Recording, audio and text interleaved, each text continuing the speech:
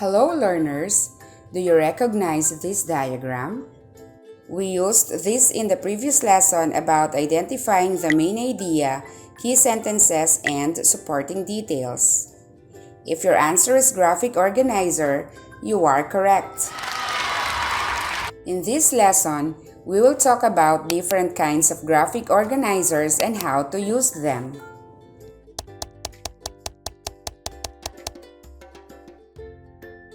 A graphic organizer is a teaching and learning tool that is used to organize information and ideas in a way that is easy to comprehend and internalize.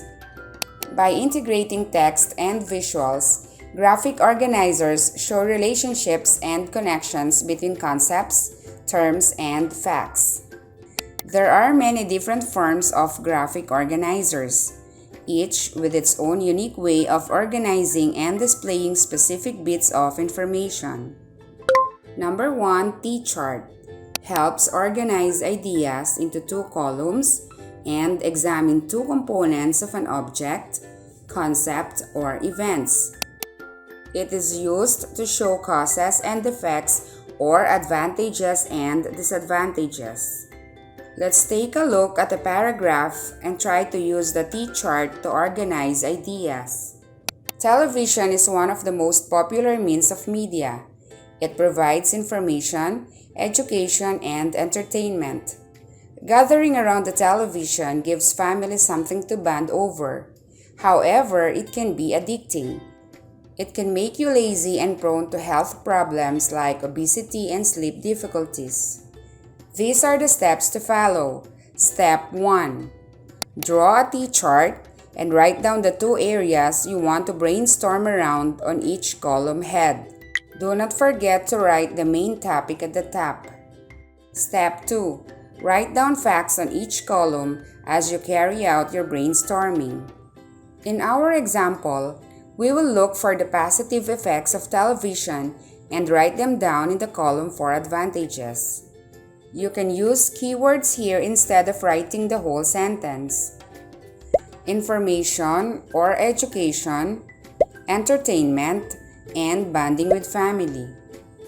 Next, we will look for the negative effects and write them down in the column for disadvantages. Can be addicting, can make people lazy, and can cause health problems. Number 2. Concept map.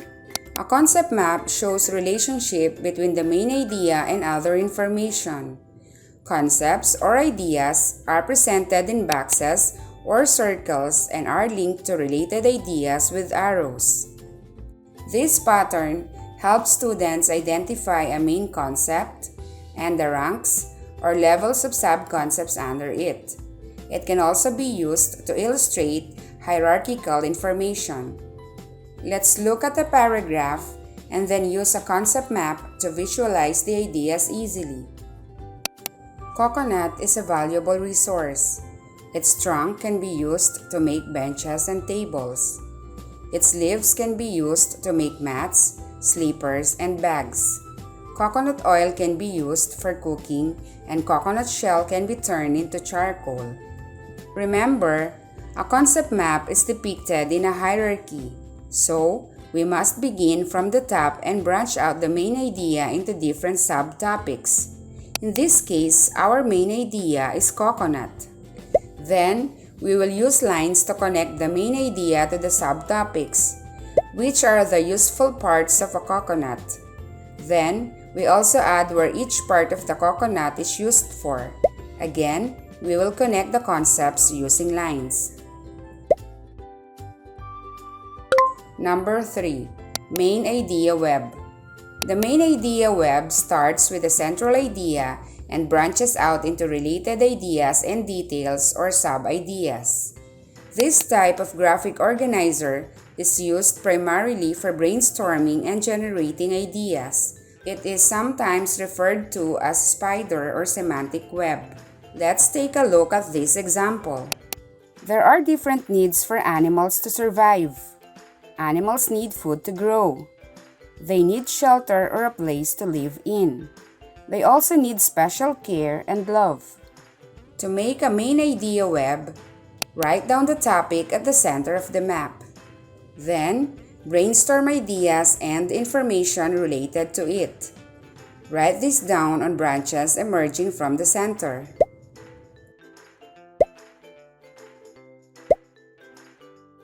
Lastly, add connectors between these elements and add labels to highlight the kind of relationship between them.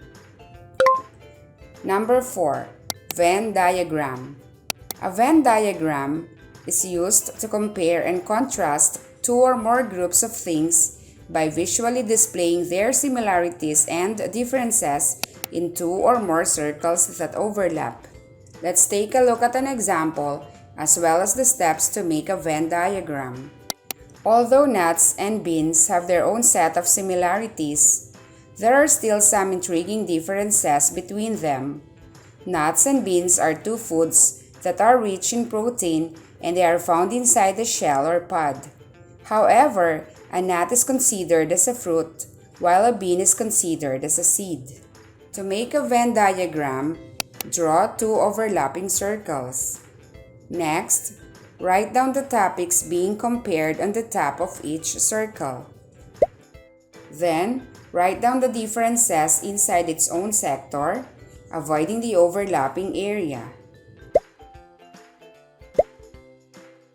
Finally, list the similarities in the common area.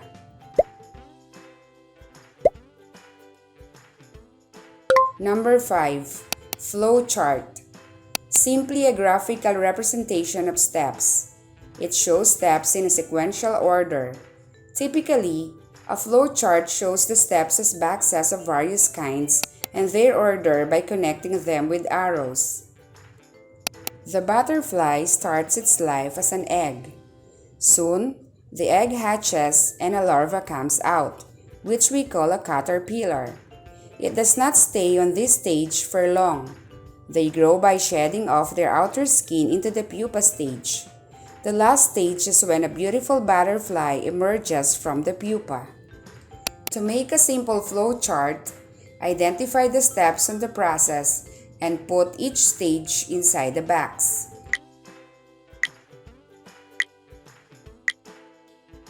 Make sure the steps are arranged in sequential order. Then, connect the boxes with arrows. Let's test your understanding of the lesson.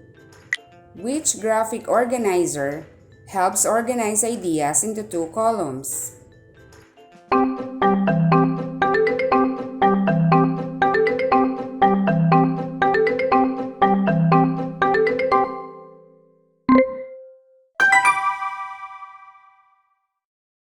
This is simply a graphical representation of steps. It shows steps in sequential order.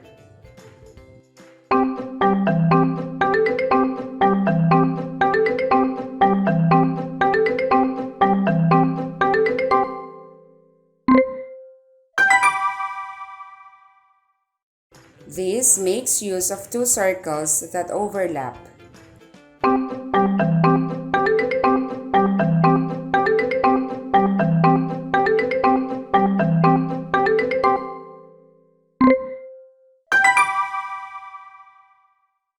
This is sometimes referred to as spider or semantic map.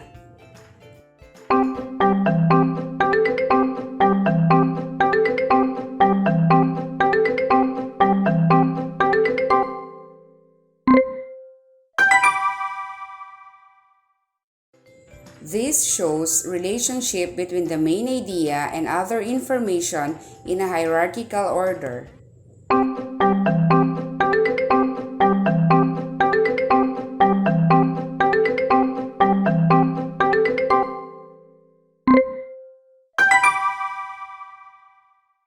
Good job, kids! But wait, why do we need to use graphic organizers?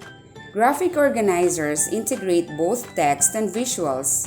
This has been scientifically proven to be an effective way of teaching and learning.